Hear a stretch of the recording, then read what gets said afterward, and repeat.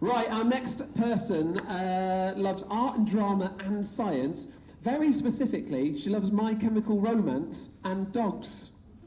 So if you guys have music and pet choice, you know what it is. But dislikes spiders and elevators. There's going to be quite a few people who dislike spiders today, I tell you. Would like to be an actor or an animator in the future. She's from Barnwood Park Arts College. Second prize so far. Please go crazy.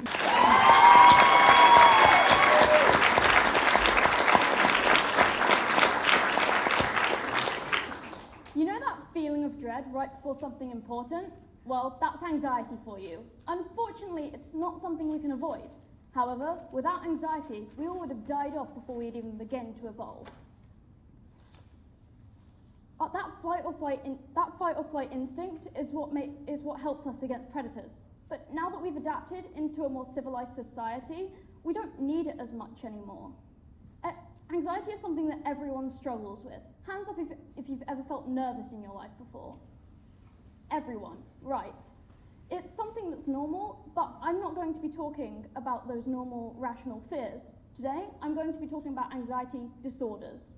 When you think about an anxiety disorder, you most likely think of something called GAD, or Generalized Anxiety Disorder. This disorder affects 6.8 million people in the US, This disorder affects 6.8 million adults in the US, and children who have suffered from GAD tend to suffer from small fears that shouldn't normally be rational, but they still suffer from them, and they may also experience panic attacks or anxiety attacks. Other anxiety disorders, such as PTSD or social anxiety disorder, are also very common. But what causes these things? Studies have shown that it may be a mix of behavioral issues, environmental factors, or it may just be the brain's chemistry and genetics. And so what can we do about this? Unfortunately, there is no cure to anxiety. However, there are treatments available. People with anxiety disorders may take things such as antidepressants or other medicines, or they may go to therapy. Some people, however, choose to not go down this route, and they just deal with it as they can. This is good, but for some people, if it is a bigger issue, then it is better to seek professional help.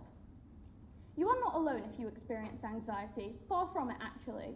Pets is a good example. My dog, personally, has separation anxiety, and many others do too. It's a normal thing that happens in all species and all animals. So if you think you're alone, trust me, you are not. I'm afraid you might be nervous too, but just think, it's something that everyone deals with. Don't worry, you are not alone, far from it. Thank you.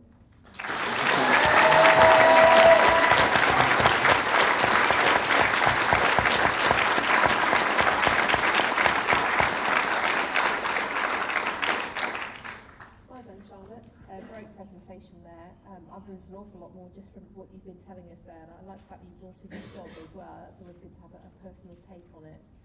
How did you go about getting such a lot of information down into just those 3 minutes? I tried to limit it to what anxiety is and treatment, and I wanted to specifically say that you're not alone, because I know a lot of people might feel really secluded off, and I wanted to specifically point out that.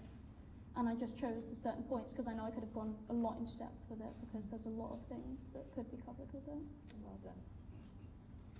Excellent, and it's great to see anxiety come, isn't it, when you're up on stage and you've got everybody staring at you, but you carried that through really well, even with a good pause.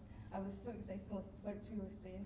What made you choose this as a topic? I'm someone who suffers from anxiety, and I wanted to cover it because even though it does get coverage, I don't think a lot of people realise how truly common it actually can be. A lot of people, everyone gets those fears, but some people actually have it to the point where it's a daily hindrance, and I wanted to get it out there about what it actually was. Brilliant. Amazing. Please, one huge round of applause for Charlotte.